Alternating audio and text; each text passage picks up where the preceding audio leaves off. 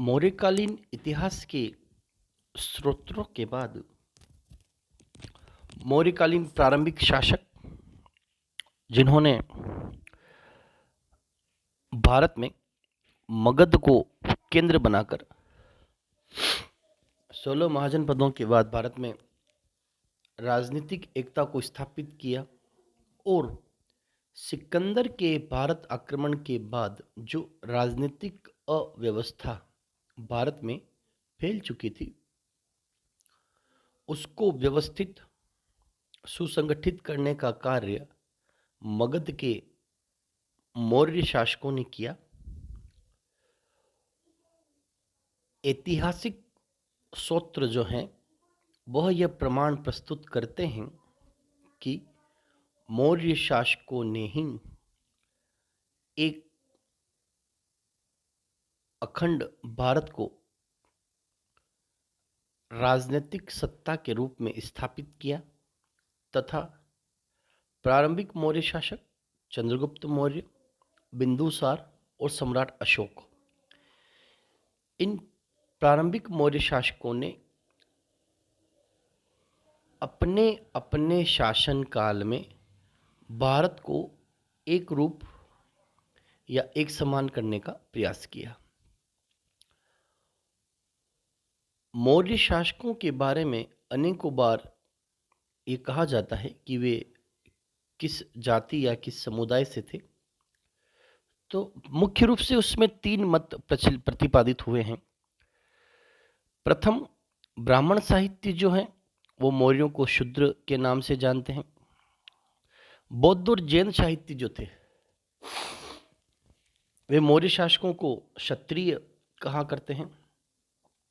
और मुद्रा राक्षस, विशाख दत्त के मुद्रा राक्षस जो एक जासूसी नाटक था, मौर्यों को वृषल अर्थात निम्न कुल का बताया जाता है।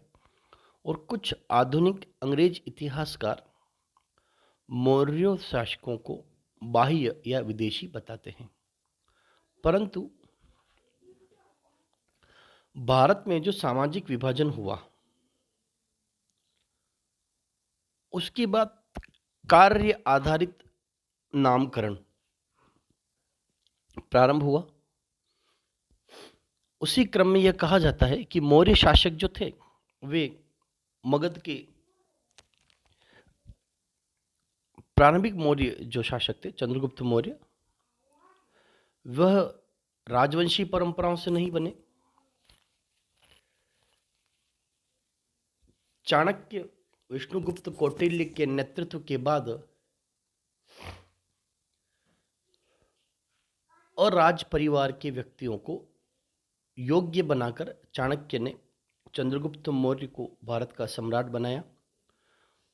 तो मौर्य शासक जो थे वे नामकरण के आधार पर यह कहा जा सकता है कि वे मगध के मौर्य पालक जाति से थे जो अपने नाम के पीछे मौर्य उपनाम रखते थे। यह एक शोध का विषय है। परंतु प्रारंभिक 3 जो मौर्य शासक हुए जिन्होंने अपने अपने समय में भारत में शक्तिशाली साम्राज्य को संगठित व शक्तिशाली बनाया। मौर्य प्रशासन या मौर्य शासकों के इतिहास के क्रम में जिस समय चंद्रगुप्त मौर्य साम्राज्य के निर्माण में तत्पर था, उसी समय में सिकंदर के सेनापति सेल्यूकस ने अपनी महानता की नींव भारतीय क्षेत्रों में डाल रहा था तथा उसी समय में सिकंदर की मृत्यु के बाद उसके सेनानियों ने आपस में यूनानी साम्राज्य की सत्ता के लिए संघर्ष प्रारंभ कर दिया और वे सिंधु नदी के पार तक यूनानियों के मध्य आपसी संघर्ष होते रहे। परंतु उन स्थितियों का भारत की राजनीति पर भी प्रभाव पड़ा। क्यों? क्योंकि पंजाब और सिंध से लगने वाले जो क्षेत्र थे जो उस समय में भारतीय क्षेत्र में थे, उन क्षेत्रों पर मुख्य रूप से राजनीतिक प्रभाव पड़ा, परंतु सेल्यूकस ने चंद्रगुप्त मौर्य के साथ जो समझौता किया, उसके बाद चंद्रगुप्त मौर्य को सेल्यूकस की से के परिवार से वैवाहिक संबंध स्थापित करने पड़े और सेल्यूकस ने काबुल, कंधार, मकरान और हेरात के प्रदेश वैवाहिक संबंधों समझौते के आधार पर प्राप्त हुए और इसी के परिणाम स्वरूप हिंदुकुश मौर्य साम्राज्य और सेल्यूकस के राज्य की सीमा बन चुका था।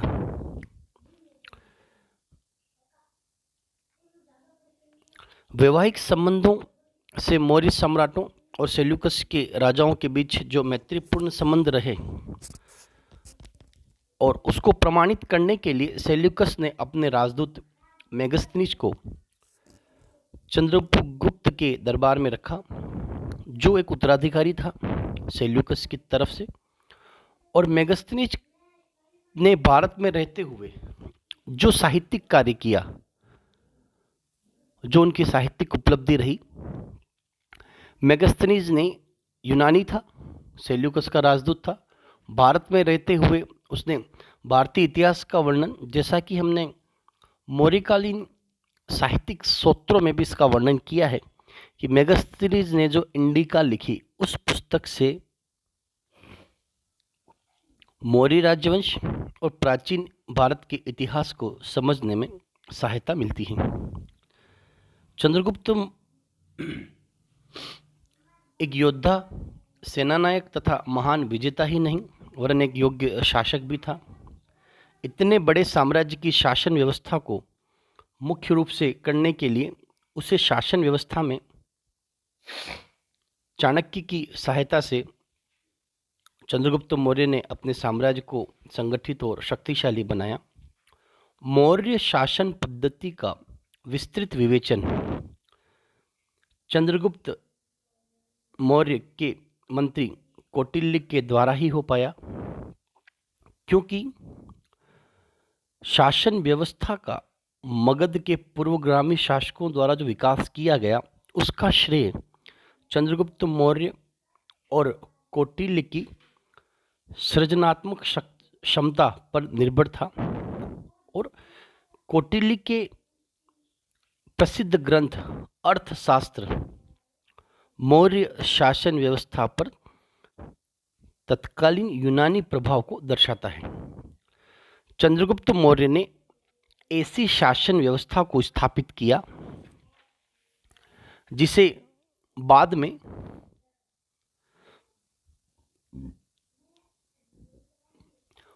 परवर्ती शासकों ने भी अपनाया। और इस शासन की मुख्य विशेषता थी सत्ता का अत्यधिक केंद्रीकरण, विकसित अधिकारित तंत्र, उचित न्याय व्यवस्था, नगर शासन, कृषि, शिल्प, उद्योग, संचार, व्यापार और वाणिज्य की वृद्धि।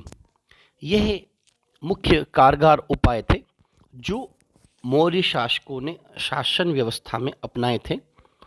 और पहली बार चंद्रगुप्त मौर्य ने एक संगठित और शक्तिशाली शासन व्यवस्था को, जो लोकहित पर आधारित थी, कौटिल्य के निर्देशों के अनुरूप भारत में राजनीतिक एकता को संगठित और शक्तिशाली बनाने का प्रयास किया।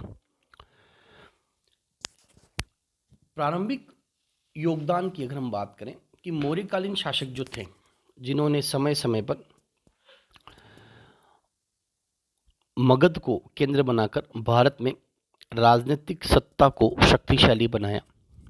चंद्रगुप्त मौर्य 322 से 398 ईस्वी पूर्व तक शासन करने वाला प्रथम चक्रवर्ती सम्राट।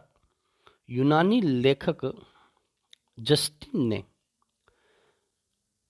चंद्रगुप्त मौर्य को सेंड्रोकोटस कहा है और प्लूटार्क ने एंड्रोकोटस नाम दिया है, जबकि अंग्रेज इतिहासकार विलियम जोन्स ने इन नामों का समीकरण चंद्रगुप्त मौर्य के साथ स्थापित किया और चंद्रगुप्त मौर्य को जो उपाधि दी गई मुक्तिदाता, वह उपाधि उसके द्वारा किए गए राजनीतिक योगदान की वजह से दी गई। चंद्रगुप्त मौर्य के शासन काल में 305 ईस्वी पूर्व में सेल्यूकस निकेटर का भारत पर आक्रमण तथा दोनों के बीच हुई संधि का जो परिणाम था वह था मेगस्थनीज नामक दूत चंद्रगुप्त मौर्य के दरबार में भेजा। अपनी पुत्री हेलेना की शादी वैवाहिक संबंधों के आधार पर चंद्रगुप्त मौर्य से की तथा सेल्यूकस को इस समझौते के बाद 500 हाथी प्राप्त हुए और चंद्रगुप्त मौर्य का जो राज्य था वो हिंदू कुश पर्वतमाला तक बढ़ चुका था। चंद्रगुप्त मौर्य ने पाटलिपुत्र को अपनी राजधानी बनाकर मौर्य राजवंश को शक्तिशाली बनाया तथा जीवन के अपने दौर में चंद्रगुप्त मौर्य जैन धर्म के अनुयायी बने तथा दक्षिण के कर्नाटक के श्रवणबेलगोला, जो वर्तमान कर्नाटक में है, हासन जिले में चंद्रगिरी पर्वत पर, वहाँ पर जाकर के जैन धर्म की दीक्षा ली तथा अपने जीवन काल में प्रथम जैन संगति का आयोजन पाटलिपुत्र में करवाया, जो चंद्रगुप्त मौर्य के धार्मिक उद्देश्यों व सिद्धांतों को दर्शाता है। चंद्रगुप्त मौर्य की मृत्यु के बाद बिंदुसार मुख्य रूप से मौर्य राजवंश का शासक बना।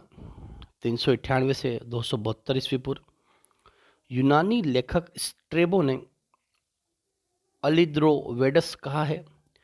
फ्लीट ने इसका संबंध अमित्रगाथ से स्थापित किया है और बिंदुसार का जो प्रसिद्ध नाम था भारतीय इतिहास में वह अमित्रगाथ है। शासन काल में सीरियाई शासक एंडियोकोटस प्रथम का राजदूत बनकर डायमेकस भारत आया और उन्होंने 3 चीजें मांगी: सूखी खजूर, शराब और दार्शनिक। मिस्र के शासक का दूत डायोनिसियस भारत आया। बिंदुसार आजीवक मत का अनुयायी था और इसका मुख्य परामर्शदाता जो था पिंगल वस्ताजीव था, जिसने बिंदुसार के समय में शासन व्यवस्थाओं को शक्तिशाली बनाने के लिए मुख्य रूप से प्रयास कार्य किए। और उसी क्रम में अगर हम बात करते हैं कि मौर्य शासकों ने भारत को जो पहला चक्रवर्ती सम्राट दिया, सम्राट अशोक, 272 ईस्वी पूर्व से 332 ईस्वी पूर्व तक सम्राट अशोक, जिसकी उपाधि देवानाम प्रियदर्शी, इनकी माता चंपा राजवंश की ब्राह्मण कन्या थी, जिनसे सम्राट अशोक का जन्म हुआ। सहिष्णुता, उदारता और करुणा के आधार पर राजधर्म की स्थापना करना और कलिंग युद्ध के पश्चात जो उसका प्रभाव रहा 261 ईस्वी पूर्व में, कि सम्राट अशोक ने अपने शासनकाल के 8वें वर्ष में युद्ध को त्याग कर दम्म विजय या धर्म विजय को महत्व दिया।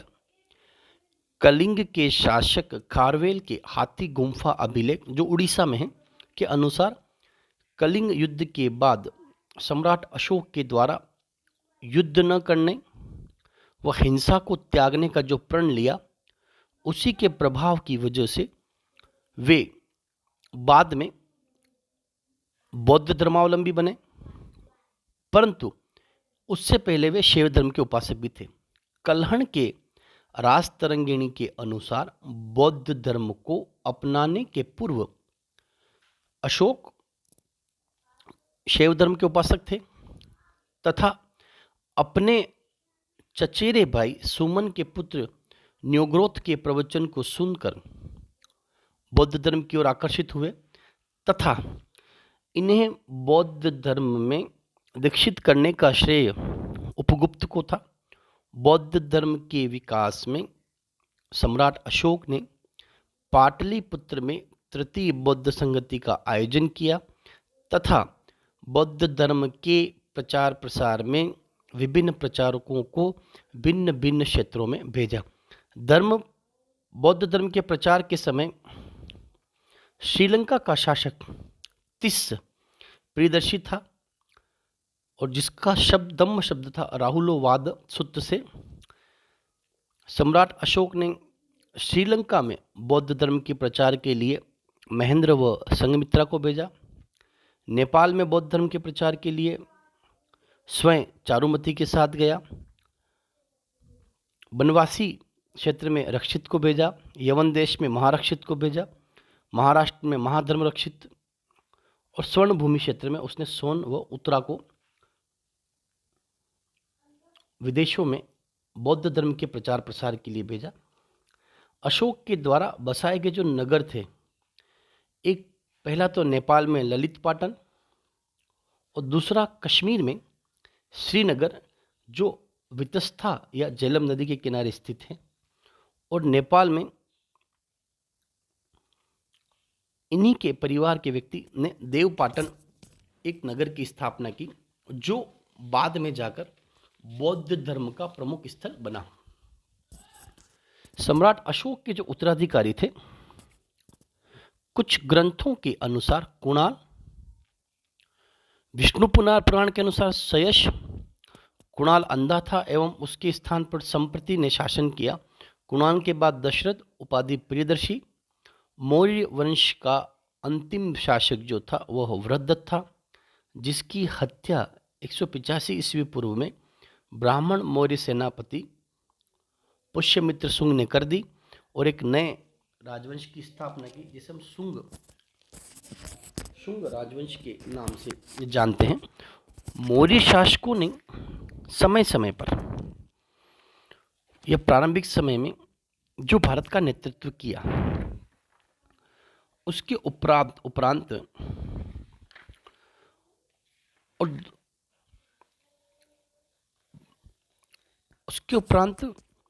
भारत में